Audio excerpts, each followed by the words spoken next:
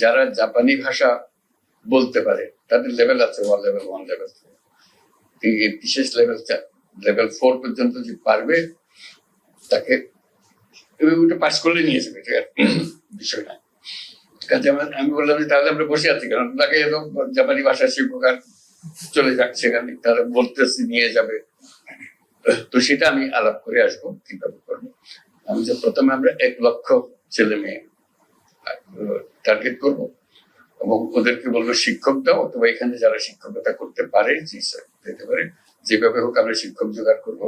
ক্রমে ক্রমে এরকম যেটা শুরু করলাম ওইটা শুরু হবে, আস্তে আস্তে একটা শুরু হবে। তারপর একবার শুরু হলে বলছি আর থামবে না, যত দিতে পারেন আমরা দিতে থাকবো। আপনাদের সংখ্যা আমি 1 লক্ষ দিয়ে শুরু করতে চাচ্ছি, 1 লক্ষ টার্গেট করে, 1 লক্ষ তো রাতারাতি হবে না, আমরা শুরু করবো হয়তো 200-500 দিয়ে শুরু করবো, আস্তে আস্তে আর 1000 হবে, লাখ হবে, ইত্যাদি ইত্যাদি যাবো। এইটাও আরেকটা সুযোগ, শুধু একটা ভাষা শেখা এবং তারা সেটা শেখাবার জন্য যা যা আয়োজন লাগে সেটা করে দিতে পারবে এবং সেটা করে। এটা যে কত রকমের সুযোগ আছে এটা একবার করতে পারলে এই ধরনের কাজ তরুণ উদ্যোক্তাদের নিয়ে আমরা বহুদূর যেতে পারি, সেটা জানিয়ে রাখলাম। সাফল্য কি হবে যাওয়ার পরে কথা হবে, তাদের সঙ্গে ফিরে আসি জানাতে।